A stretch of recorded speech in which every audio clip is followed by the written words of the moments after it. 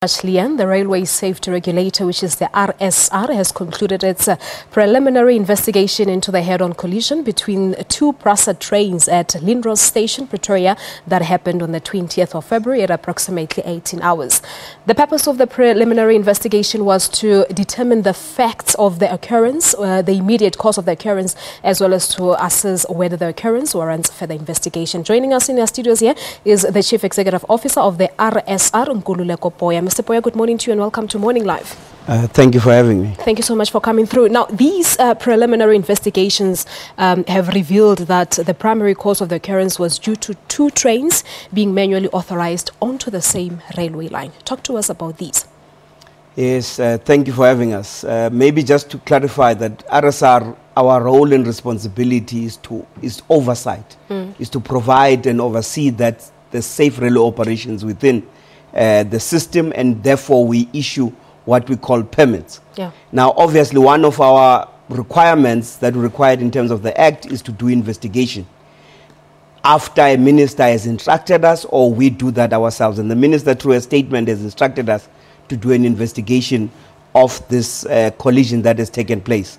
The collision took place between Roslyn and Devalt station, and it was due to two trains that were on the section when only one train was supposed to be on that section. And that was due to an error, a human error, where a train control officer authorized a train on the line when another train was already in that particular section. All right. And apparently on the day of the accident, like you said, there was some work being done on the very same line. So meaning that it was supposed to be one train on that particular station at the time. Yes. The Devalt panel itself was out of service. So therefore, in terms of standard operating procedures, there was only supposed what we call absolute working, which is one train out that section on that section of the line. And the train control officer operating that particular section of the line had to leave his or her point of where she was dealing with the panel and gave over to another train control officer. So there wasn't any proper handover? That's exactly the challenge, is that the handover process was not in accordance with the standard operating procedure. So what happens now? What does the report say about answering to the incident? What happens now? Because it points out to human error, like you say. One of the most important, you'll understand that the report that we produce is the preliminary report. Yeah. So we really can't, as a regulator, go into too much details at this stage until we've done further investigation around the underlying causes as to why there was such a human error. Is it issue of training of these train control officers? Was a refresher training done?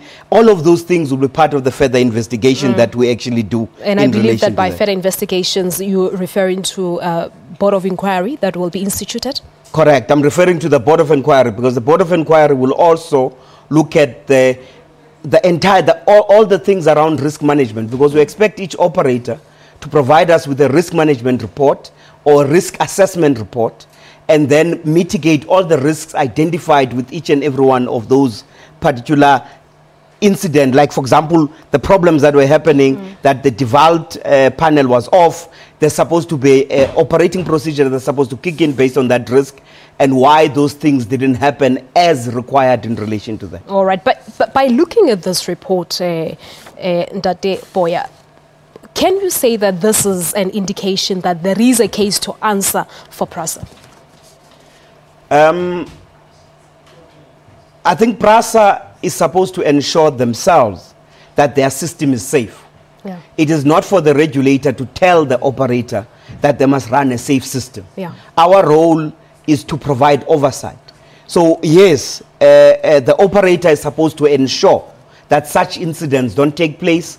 They should not happen within the rail system, and therefore they'll have to explain themselves as to exactly what were the reasons that made this particular issues, what happened and what created this problem. But I just want to bring something to the attention of viewers, which is something that's very important, is that we as a regulator, we have identified 5 areas of focus.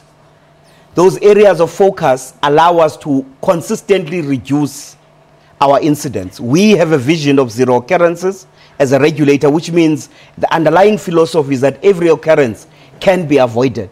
And therefore, in this incident, I'm saying that exactly, that PRASA must be able to show us why that incident took place, because every incident should be avoided and can be avoided, and it should not take place within our system. All right. So if there is a case to answer, what kind of punishment can be expected? And is it the regulator or the courts that will, take charge of such process? In terms of our processes, in terms of our act, there are various stages after the Board of Inquiry, depending on what the Board of Inquiry finds. If it finds there was some negligence in any part by anyone within the operator within the system that is actually opened, one of the things that it allows us to do is to institute what is called criminal charges against anyone who's done that. Obviously, that will go through the Criminal Procedures Act in relation to that. But those are the type of things that will come through in relation to the incident. But I think what is most important for all of us to understand is that PRASA is the only passenger rail agency in South Africa. In South Africa, yeah. So therefore, we need to look at risks associated vis-a-vis closing PRASA or having a system that is unfortunately not at this moment to the best of its abilities and doing what we want, but it's fair enough to be able to ultimately run the system. Okay, no, I believe we'll await the findings of the Board of Inquiry, but thank you so much for coming through. Thank you. Thank you very much indeed. There you have it. That's the Chief Executive Officer from the Railway Safety Regulator, Nkululeko Poya. We're taking a break here on Morning Live. The show continues after this.